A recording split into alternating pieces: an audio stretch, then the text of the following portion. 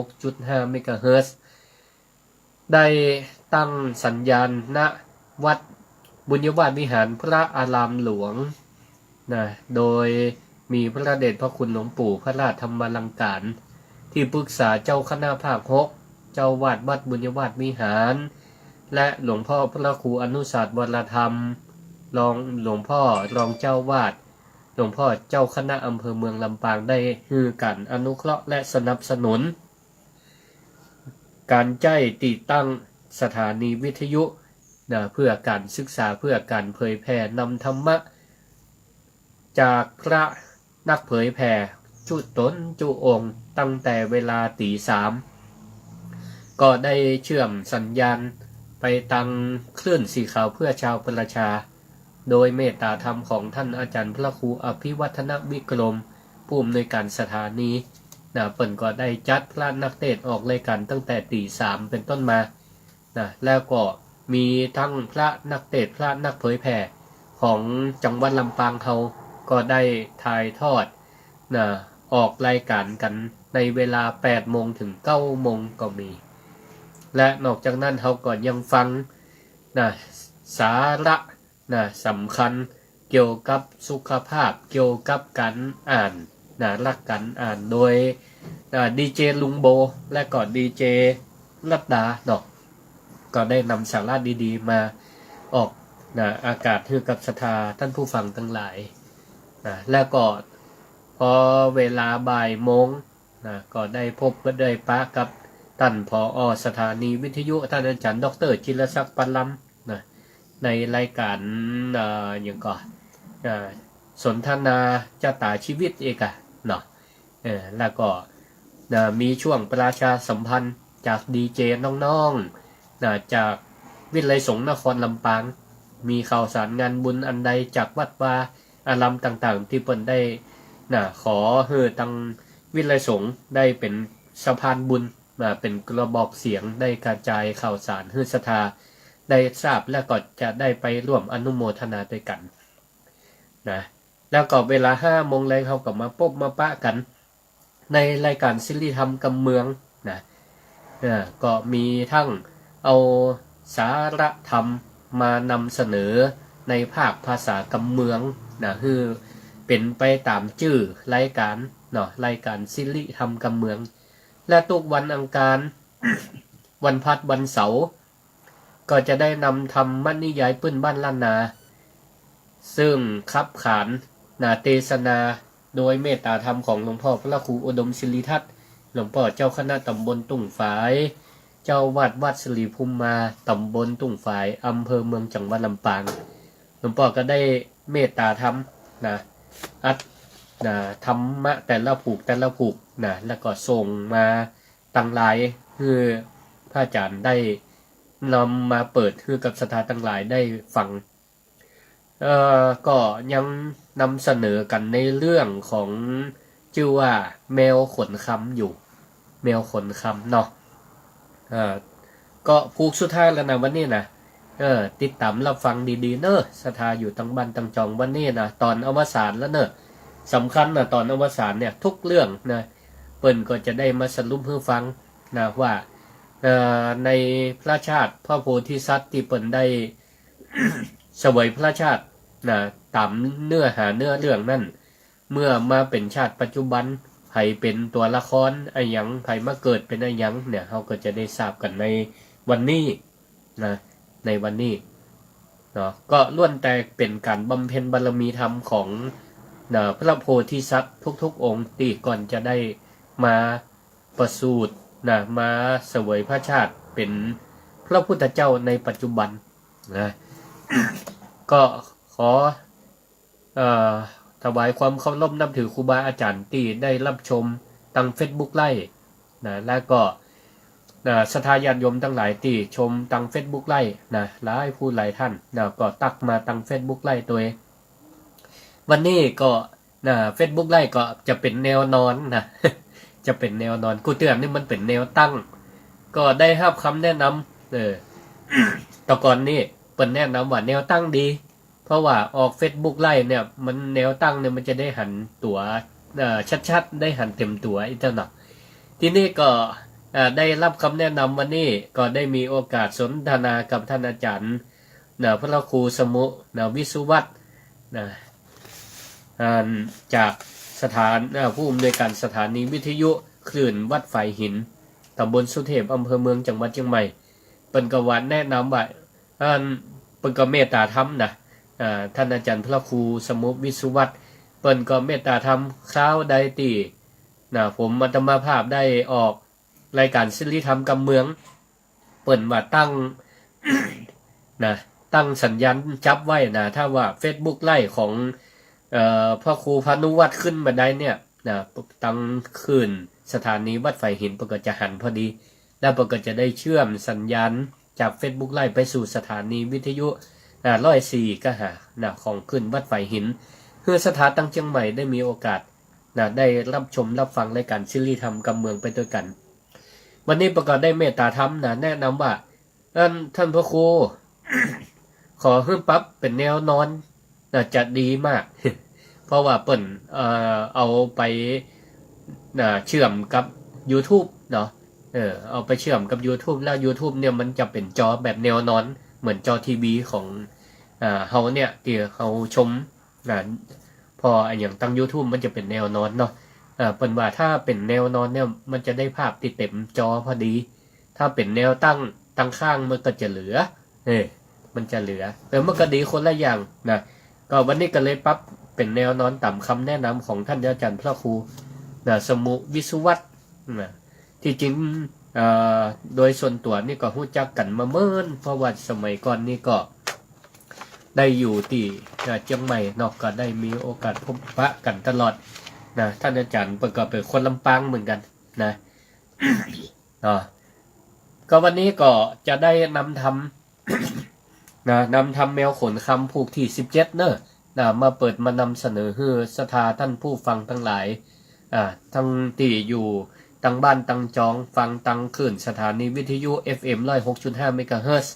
หรือมาฮู้ว่าวันนี้ตั้งเชียงใหม่เปิดได้ลิงก์สัญญาณไปก่อนเดี๋ยวก็โทรมารายงานผลกันเนอะ064-949-5999อันนี้บอกเบอร์โทรไว้ก่อนฟังโทรมาเด้อ รอให้ฟังทำแมวขนคำจบกันเนอะก่อยโทรมาเนาะบอกเบอร์ไว้ก่อนเดี๋ยวของสถาวัดยังมาจี้เบอร์แต่ว่าบอกมันนะบอกมันเนาะ เอาละเพื่อมาเพื่อเป็นการเสียเวลาก็ขอเชิญชวนมูลศรัทธาท่านผู้ฟังพุทธศาสนิกชนคนดีทั้งหลายได้สดับรับฟังพระธรรมเทศนาแมวขนคำผูกที่17ผูกอวสานณลำดับโอกาสบัดนี้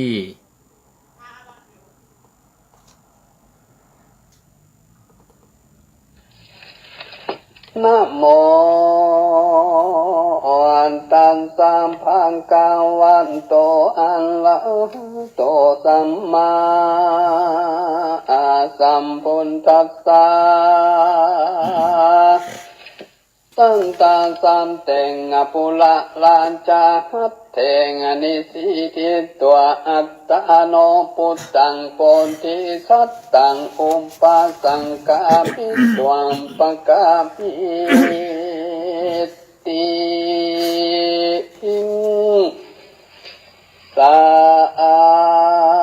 อันตาวนดูลาสัมปุริสันตั้งหลายน้อยใหญ่ภูมากไฟตั้งบุญนือตานนนบอกขาดบอกฟ้ามาดฟังธรรมได้ดานจำติดต่อฟังตั้งกองฟังละมีตามพระมูนีสอนไว้ตั้งแต่ทายเดิมมังว่ากันไข่ไก่กาไปหลอดเพียงแก้วหยอดเนรปานจุงตานเข้านำวันทุกความปัจจัยสินดวงใสหาเป็นนักสร้างแขวนกับตนสังกุศลบอกขาดบอกฟ้ามาดภาวนานี่วังลาตะภาไกเสียจากกามกุลปัญญาหนุนเติมแถมจ จงดันทุง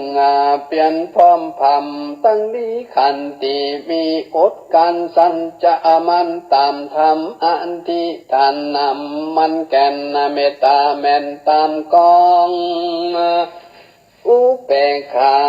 ป่องเมียดไว้น้ำออกใจตามหายปังละมีหลายฟุ้งนี้นับทวนที่สิพากันมีหือตานเป็นเก้าอุเบกขาเราเป็นปายกันคนยิงใจน้อยใหญ่ปอมเป็งควายตึงดิ่งจือว่าเป็นปาลามีสุดย้อนจริงจวงจริงจักหลอดเนละปานอันสามตั้งคำเจ้าบ่หัวแก่นเท่าจานลางมุลาสันตามนโมพร้อมนานอยู่เป็นสายนอนใจใหม่ตั้งต้องจะสร้างก่อปาลามีได้สุขีไปนานดังอยู่ท่าฟังทำฟังแล้วจำเมียดไว้หึงก่อนใกล้ปิงจังละนานแต้มพระญาณตวงเก่าว่าหือมาเก่านำน้ำเขาจักนำมาเก่าว่าหือโง่เก่าเยาวไปบัดเมียแดนเตอตันตานในกลางละนันใสกันเซิงใหญ่หายหนจุมที่ปนหายขาดตนตวลาดบุญเรืองอันเป็นเจ้าเมืองปโลบุญละนางก่อนขี่มาปอนเพื่อแก้วมาดอนแล้วสนามโยนทาลามน้อยใหญ่แต่ขึ้นควายให้นี้นอมูนี้นุ่มเนาอันเป็นเจ้าอันเป็นลุงเต้าของตนเต้าพี่ใจกว่าลายหลากเล็บลงจากจังกาเฉพาะนามาห่างนอปุนตาน้อยอานาถกำปีเจ้าตนอาจหลังคำหันเต้าพุ่นนำปอไทยควันนาหูได้ปัดเดียวจริงรีบเลี้ยวก้มเก่าไว้เต่าเจ้ามิตาไข่ขี้ยังเก่าต้อยมีบ่อน้อยหลายพังการสัมผูพันบ่อลูกกำทวนถูกบามีได้นี่ปัดพังได้ละมาบากขึ้นกลางบุญนำมาน้องนาวังตามน้องเต้าหอจันมาจวบกันดังอันใจตอนนั้นพันภายเลยสะยบใจโมโมตีกลางโมโยธาก็มีหันและนางสังโกนเต็งวาลันจาอนาวามปัญญาอินตาบุญกว้างตนเป็นเจ้าจ้างเอลาวันได้เล็งหันขวาดหูเต่ากินขัวเล็ดที่ยานก็บันเทินหาฝนตกลงเมืองคนโลกใต้ฝนใหญ่ตกลงตีกลางลงป่ากว้างสามเจ้าจ้างอุ่นภายอันสายบภายนั้นใจก็เพิ่นได้ขึ้นมาสามกาสัทธานอตาใจจึงยาวยินดีไขว่าตีเก่าต้อยโดยกรรมอ่อนอ้อยบอนใจต่างมีใจจมจืนปีติตื่นใจบ้านก็มีวันนาแลนากันว่าซึ่งหันถอยจ่าสัตถูกาให้เนียตนบุญมีเจืองเจ้าคือเจ้านอนเอาสุอวันนะลังคำก็ไก่คำเก่าถอยลาเต้าหยอดซอยปิตั้งนอปูนตาน้อยอานาถปาอามาดโยนทานตั้งเสนนุ่มเท้าปิ่งปองเต้าภายฟัน ดันดงตันปะกวางคำตาตั้งดงขวางลำดับตั้งจันใจเดือนหนึ่งไข่เป็นไม้ก็พันพายลอดสู่ยังที่อยู่สาวัตถีส่วนน้องมูนีน้อยอนาถก็ปานเต้าหลาดปิตังตังโยเธอบนมงพิกวกสมปาลาดนะสีก็มีอันเล่นนาตั้งตาในกาลนันไซในเมืองใหญ่ปาลาดนะสีจำเลินที่จุสิ่งเขานำยิงปัจจัยปนข่าวสายสะอาดตกบ่ขาดหรือโลคงจุมพูแห่งตาว่าพอจูดาวเรื่องไรเป็นเวียงใจพาเสดบ่ไม่เดือดเครื่องเคียจำเลินที่แสนสังจุมไผ่อ่างเจยบานเงินคำคันหลายหลังเขากาหักเต็มหน้าจุมปาลาลูกไม่มีบ่ลายเรือตา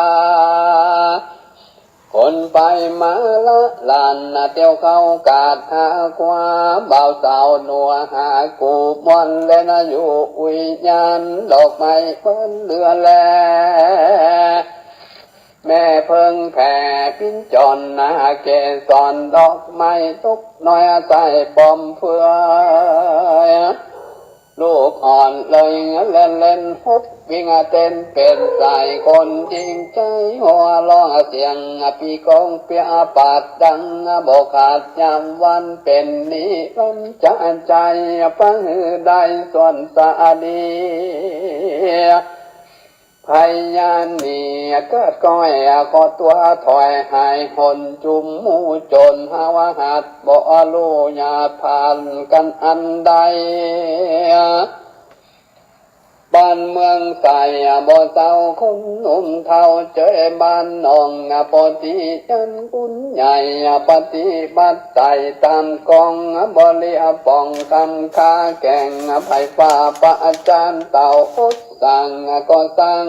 เมืองกว้างเรื่องไหล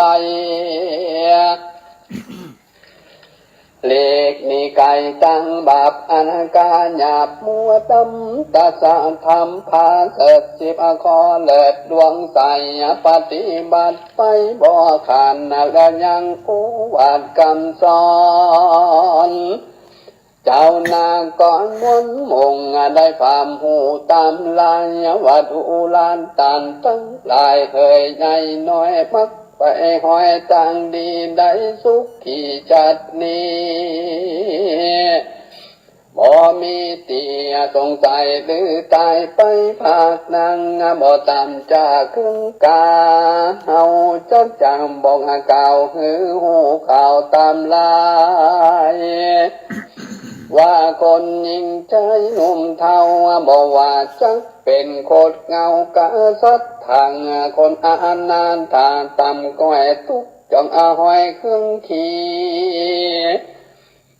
เป็นเศรษฐีปองกาอันยุงโลกนาสงสารมีกรรมปาปันจูฟูงบ่เวนกูคนได้กรรมมือจากในนั้นใส่บาลีบอกไว้เป็นทลาว่าเจงตนาหังกำมังวันตามิดังนี้จังกล่าวจีปันมายวกรรมตั้งหลายน้อยมังเกิดมาจากการกะตำกรรมจากนำเป็นเหตุเข้าสู่เขตสะทานจากเจยปันนั้นเล่าย้อนบุญเก่าสะนองจะขี่มองไม่มาดย้อนกรรมปาดตัวตันนั่นแหละนาดูลาตันตั้งหลายเฮยมวนมุงพร้อมนาอยู่นำนานำมันเรื่องคนมีกรรมหลายหลากเกิดมาทุกอยากอนานทาย้อนปางหลังเหมือนนันใสบอกเคยได้เตตันมีใจผ่านคุ้มเพียเป็นคนตานีนำนาพองเกิดเหมือนนั้นเล่า ทุกคำเจ้าส่วนสาดีสัมปติมิงบ่ลายดูต่างใจตามใจพองนาใสพิลานนวันนาอาจโสภาโยนจัดก่อนมือนั้นเล่ามีสินบ่เศร้ากับตนจนบางคนนั้นใส่ลูกที่ไล่นำนาย้อนปังหลังมือลายจัดได้ไม่หามาดมัวดำโกทะนำโกดกาจริงได้ทำจ่าครึ่งขี่ฟองบาปมีสั่งไว้ตั้งแต่ไทยเดิมอ่อนกำมาร้อนหลอดดันอายุสันปันตายย้อนขาสันลายน้อยใหญ่บ่มากไฟคุณนาตึงคนนาจืนจ้อยบองทำก้อยครึ่งขี่อายุมีเพียงเต้า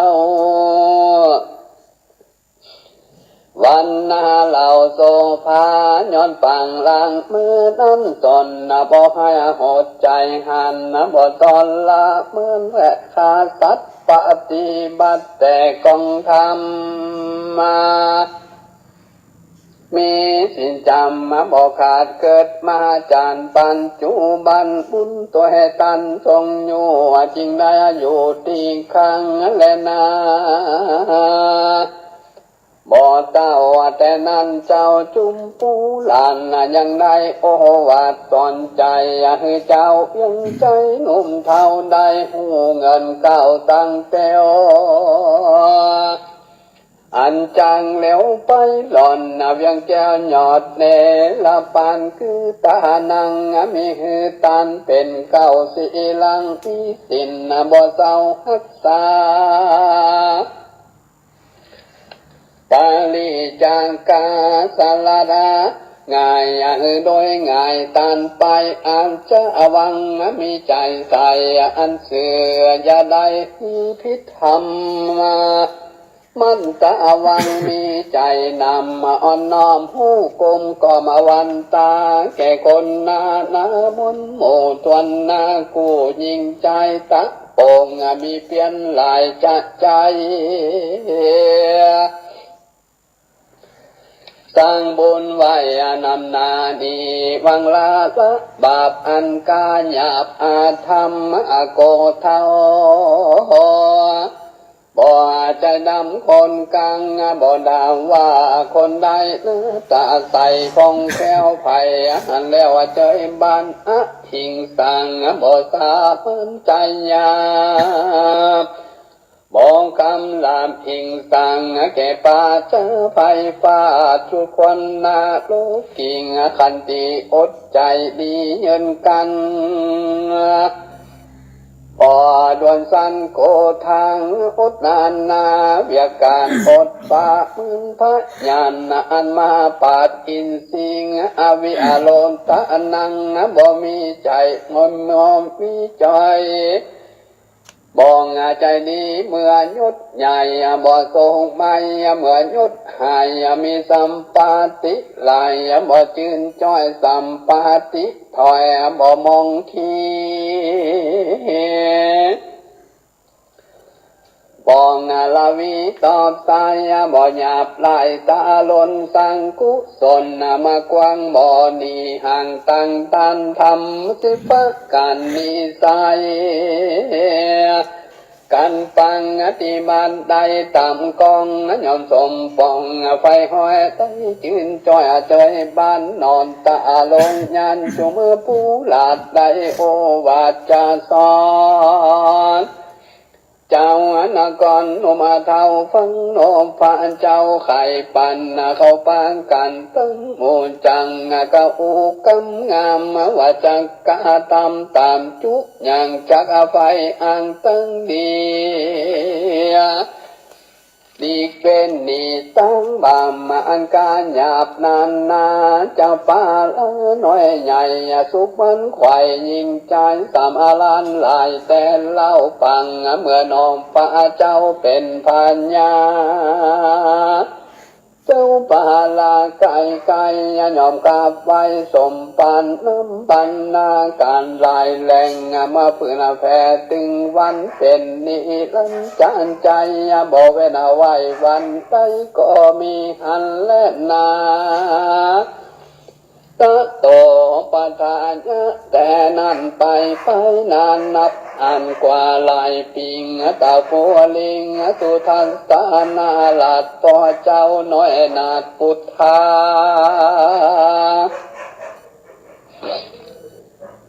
โย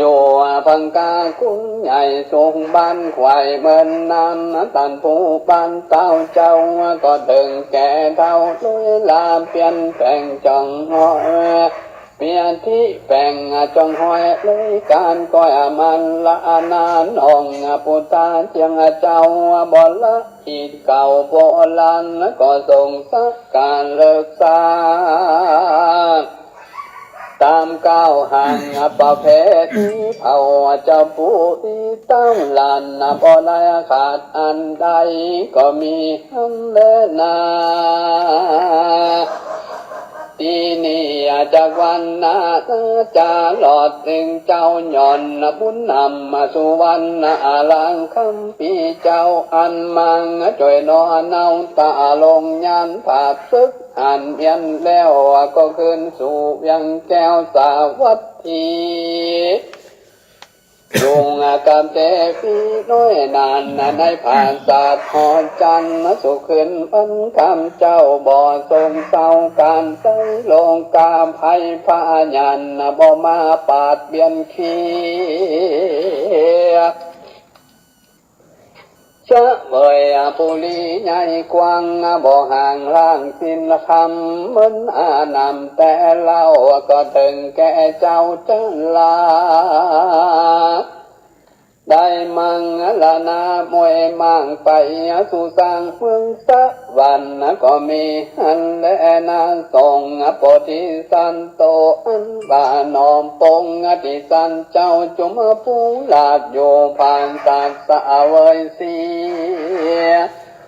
ในปูดีใหญ่กว้างนับอ่านอ่างเพิ่นนานสุขสามลันข้ามาเจ้าถึงแก่เท่าจะลากันมาลานาก็ภาคตายสจากเมืองคนได้เอาตนไปเกินจันฟ้าเลินตูสีดังสนจาเจอยอดซอยงามจึงจอยเตวีตั้งสองสาลีน้อยนานพอลาขาดกองทำตั้งคนนั้นตั้งคนนำมนมุงมีศีลอยู่กับตัวจูผู้กว่าตั้งบาปเวรกรรมหยาบนั้นนากันไกกามวยมั่งบุญได้สร้างเมืองนานก็บันดังไปเกิดจานฟ้าเลิศเมืองบนเข้าจูคนชื่นโซสำลานโยงคืนวันดังรับฟันแล้วตื่นได้จมจืนกะเซนสีก็มีหันแลนาสัทธาอิมังธรรมมาเตสานังอาหะลิตัวจาตกังสมุตเนสิสันทาอนาวาสัมปัญโยภาพุทธเจ้าตนเป็นปิ่นเก่าโลกาจันขันไข่นี้ตั้งจาดเก่าตั้งแต่เก่าหลอดไปคือปิ่งคุตั้งลายมนองค์ได้ความหูหันใสดังได้ไข่เก่าแล้วพระตนแก้วจิมเตสานาเป็นโอสานะกะทางแถมเราก็เปื่อว่าจักจัดเก่าฟังลังมาเตรียมยังจัดนี่มาเตรียมยังจัดนี่ให้แจ้งที่หันใสพระจริงไข่โอกาสเป็นบราบาทการทาวานันตังเสนายังมาโลพยัง มาโลภะกิยังกิจามานังวิกังตัสสิมากันติยังใจญะอุมปาลานจันเตวตัตโตดังนี้ภิกขเวงดูลาพิงคุตังหลายตนเป็นสายอังอนิยาจัตตะเสียงขาดตัณหาอันวานันตะเสนาบาปใบสนสอเต้าไทยปุลีเอาส่งบุญมีลูกน้อยใส่แปะปล่อยลอยไปยังน้ำใจไม่กว้างได้มวยมั่งมาลานานในกาละนั้นใส่คือหักมาได้ปัญญามานผู้ใจหานพระเจ้าในการละบัดนี้และนาส่วนวานางภาคียามบามกาอันเป็นแม่นาใจไฟมักจะไข่ดายอจะแจ้งปอหานีกำบ่มีแป้งใส่กำมาบ่ใหญ่แป้งเอาบับบ่เบาจักหลากได้ลำบากเครื่องกลางในกาละนันใสคือห่างมาได้ทั้งกินจามานาวิกาในกาละบัดนี้และนานใจญะอุมปะโลเต็งวัตโตอันบานเจ้าใจหลาดใจไม่มาดมัวดำป่องกาตำคำคาเจ้านอลาปุตตาเอ้ยกาละนั้นใสคือหักมาได้เทวตาเทละในกาลามบัดนี้แลนาสักโกนเทงวลาจาอันวังพัญญาอินตาเจ้าฟ้าหันเจ้านอลาเมื่อบนในดงดอนป่าไม้จ่วยหือได้ขึ้นมาในกลางละนันใสคือหากมาได้อนุรุทธะเทระในกาลาบัดนี้และนาสุทัสสนาลาจาอันวางปัญญาสุทัสสนายุตอันฟังโอกรรมโอกาสเสนาเอาบุตตานอนเนื้ออันเป็นเจือสายใจใส่แปรไหลนำกว้างไต้มวยมั่งมังละนานในกาละนั้นใส่คือหันมาได้พัญญาสาลีสุตโตทนะมหาราชาในกาลบัดนี้และนาปันตุมาเตวิงสิลิมหามายาอันวานังปะตุมาโนนาว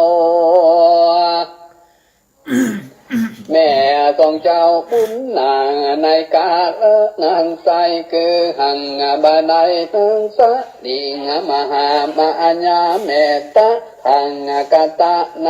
กาลบัดนี้และนาส่วนว่านังนอนเอาเกสีลูกตามปีพองแผ่วจำโนแก้วพุทธาในกาละนั้นใจคือหากมาได้เนืองยะโสนตาลาในการลามบัดนี้และนาส่วนอันว่านางอาสะมาเกิดในปุพพาดอกไม้เจ้าติไวรัสีเมตตามีบ่เศร้าเลี้ยงนางนอนเอาบุญนางในกาละนาใจคือหากมาได้เนืองอุมปาลาวันนาในกาลบัดนี้แลนา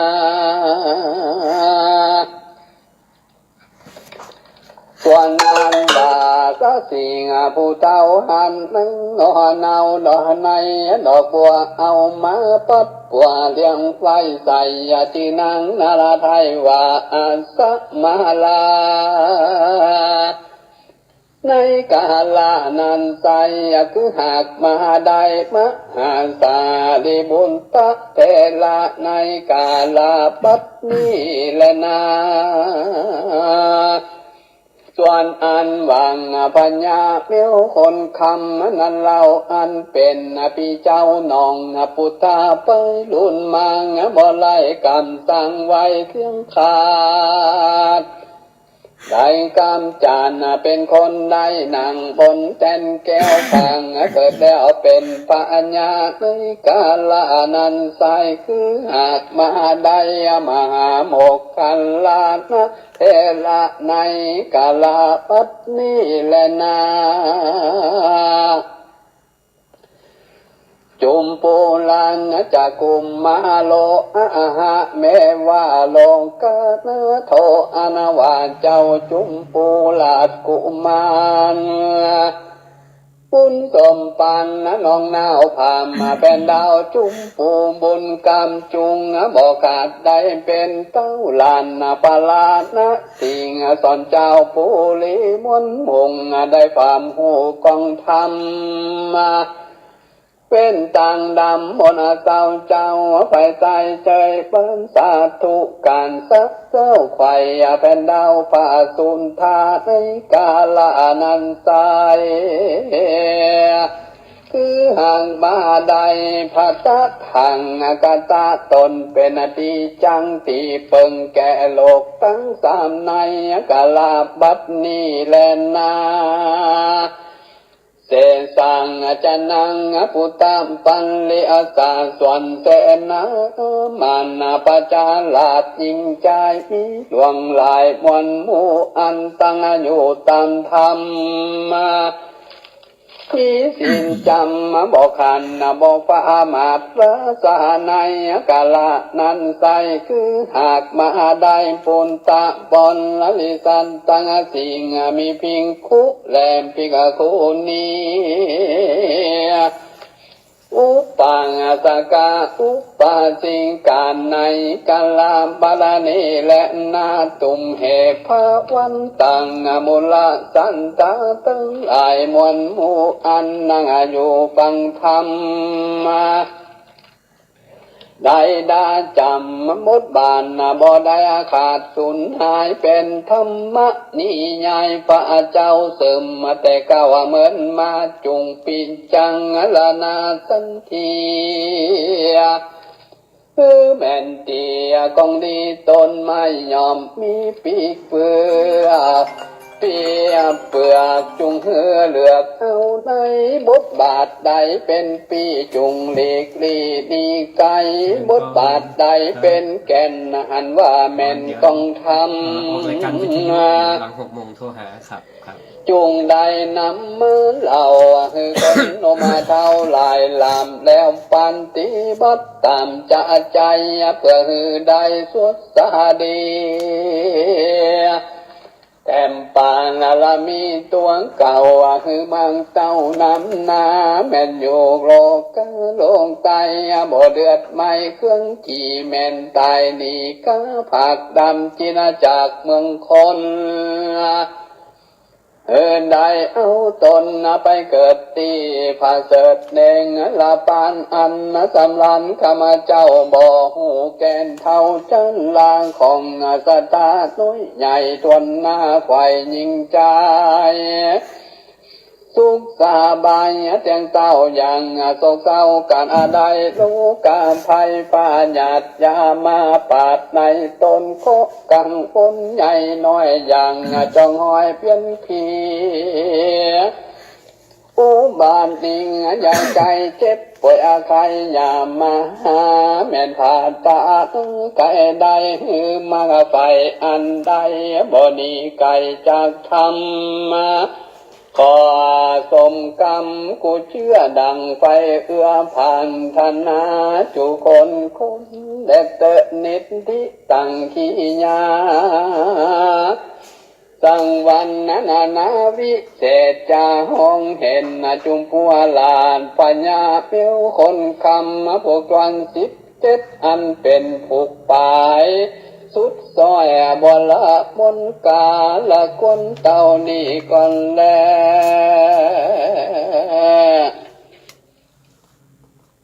สา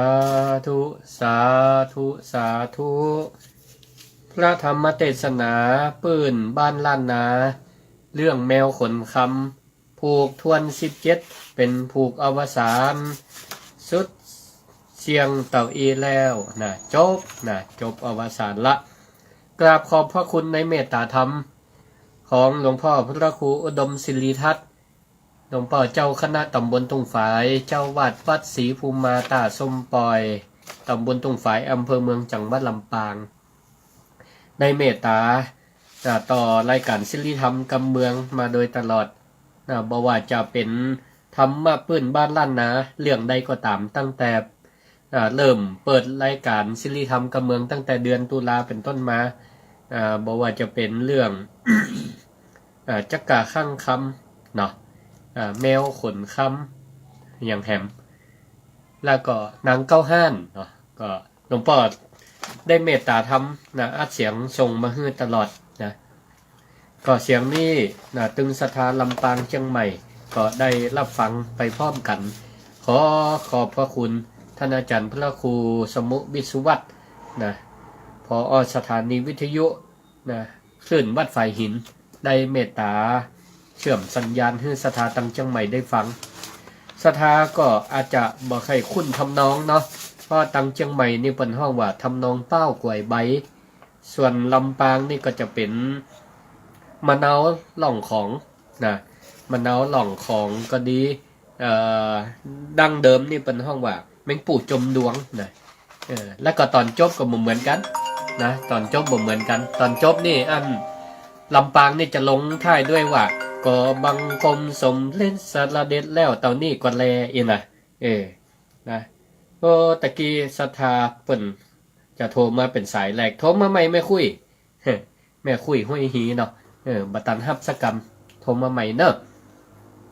064-949-5999นะเอาละเปิดฮับโทรศัพท์เนอะสถาตังเชียงใหม่ลำปางโทรมาได้เจริญพรเจริญพรแม่ทาเจริญพรเจ้าปีใหม่นี่แม่ท้าของอวยพรพระอาจารย์สุขภาพแข็งแรงสาธุเจ้าเจ้าสาธุทำม่วนก็มันนี่ม่วนเจ้าม่วนดีเนาะสาธุขอบคุณสาธุขอบคุณเช่นกันเด้อสุขภาพแข็งแรงแม่เจริญพรเจ้าสาธุดีละเป็นกำลังใจพาดนักเผยแพร่พาดนักเตะอนุโมทนาครับก็ในโอกาสนี้เดี๋ยวเจริญพรเบาวิทยุหน่อยหนึ่งเจ้าแม่อย่างเจ้าแม่เทียนเจ้าแม่เทียนนี่เนาะสาธุ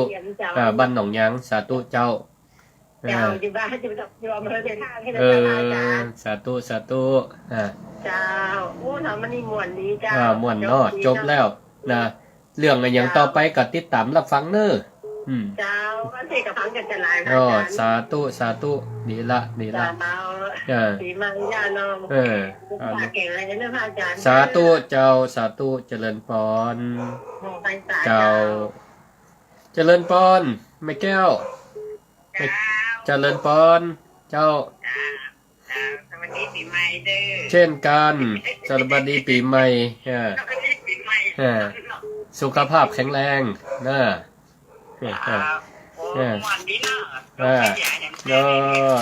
หอมกันเทศไว้หลายแล้วยังเดี๋ยวจะเอาออมสินไปเพื่อไว้ยอดเนอะเดี๋ยวจะเอาออมสินไผ่ข้าได้กำบอกเนอะเดี๋ยวจะเอาออมสินเน้นน้อยไปเพื่อไว้ที่บ้านเปิงใจกันเทศแต่ละกันก็ยอดไว้กำ5 บาท10 บาทก็ได้หอมบุญไว้เนอะเอาก่อเอาเนาะเดี๋ยวมีวิธีเนาะเดี๋ยวมีวิธีเดี๋ยวมาอ่านกับได้เดี๋ยวไปหา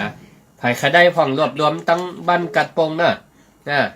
รวบรวมไผ่ขาได้เอากี่องค์ก็บอกเดี๋ยวจะไปหา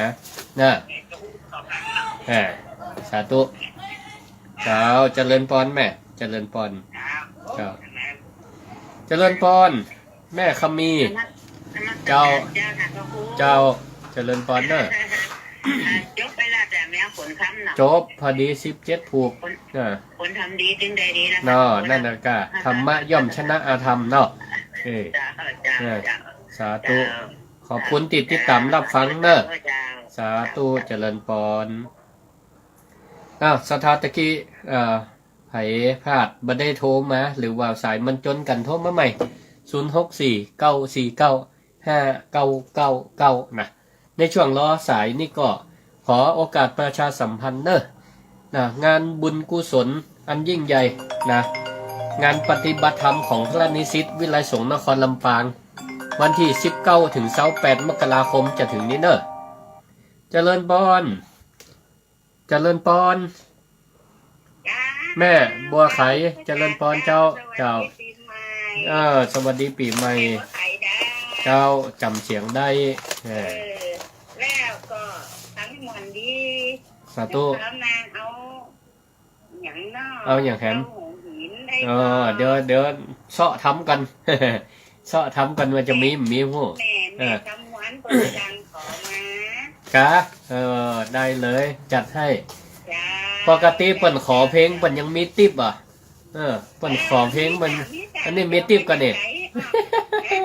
ฮะเอาไปอย่างไรล่ะเดี๋ยวปฏิบัติธรรมเนอะว่าปฏิบัติธรรม19ถึง28มกราเนี่ยมีโอกาสกลับมาร่วม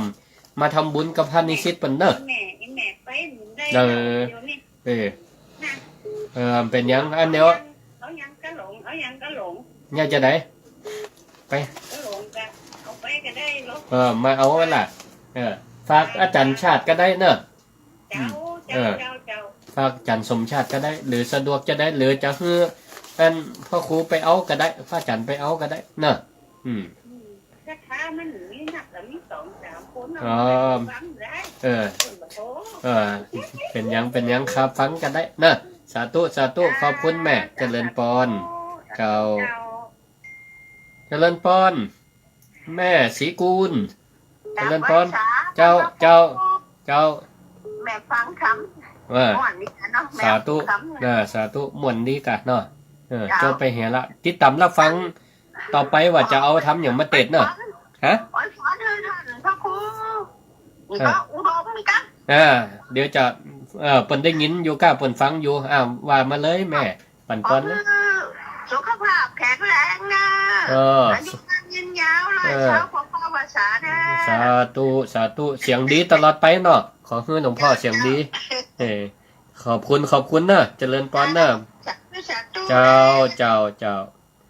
แม่คุยตะกี้โทรมาสายแหลกมาได้รับสักคำเจริญพรเจ้าจบไปแล้วมันนะจบไปเหียแล้วได้คนห้องหงหินมา2ละเดี๋ยวจะไปเซาะกันเดี๋ยวไปเซาะเพื่อได้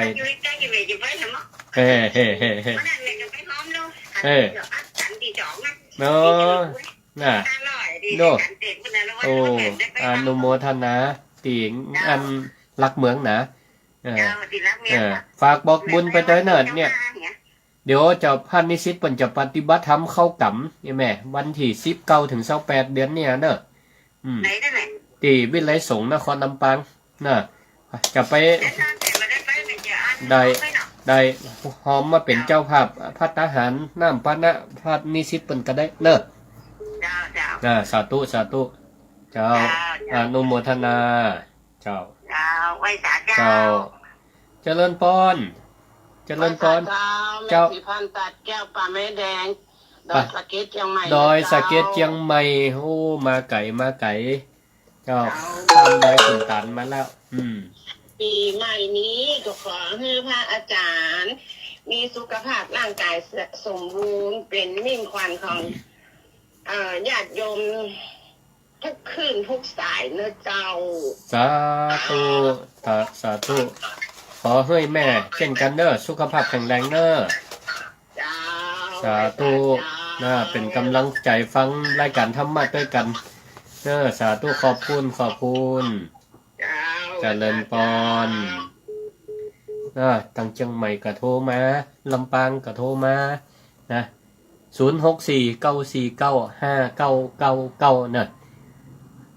ก็ตะกี้ได้โอละไว้ว่าเกี่ยวกับประชาสัมพันธ์นะเชิญอนุโมทนาแล้วก็เชิญมาร่วมปฏิบัติธรรมได้เนอะไผอยู่ลำปาง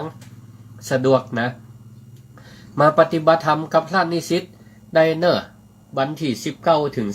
28นะวันที่19ถึง28ปีหนึ่งปฏิบัติธรรมปีละ10วันนะปีละ10วันเนอะโอ้พระนิสิตมีเป็นร้อยมาปฏิบัติธรรมกันถึงนิสิตฆราวาสญาติโยมนะวันเสาร์วันอาทิตย์ก็มาปฏิบัติธรรมตัวนะโอ้หาได้ยากเนอะพระนิสิตนะเป็นร้อยมาปฏิบัติธรรมรวมกันนะมารวมตัวกันจะอีนะศรัทธาญาติโยมท่านใดนะใครมานะถวายภัตตาหารเพลถวายน้ำปานะก็มาได้เนอะจะทำมาเองก็ได้นะบ่สะดวกทำมาเองก็ห่วงบุญมาด้วยกันก็ได้นะฝากประชาสัมพันธ์ให้กำเนอะนะเป็นเจ้าภาพภัตตาหารเพลนะจะเป็นเจ้าภาพร่วมก็ได้นะถ้ารักเนี่ยถ้าเป็นเจ้าภาพรักเนี่ยพระนิสิตหลายเนาะนะภัตตาหารเพลมื้อละ 10,000 บาทนะภัตตาหารเจ้ามื้อละ 5,000 บาทส่วนน้ำปานะมื้อละ 3,000 บาทพ่องว่าโอ้มันหนักลำไปอีแม่สตุ้มสตังบ่ถึงจะหอมกระเปิ่นได้ว่าได้นะเป็นเจ้าภาพร่วมก็ได้นะน้ำปานะมื้อละ500 บาท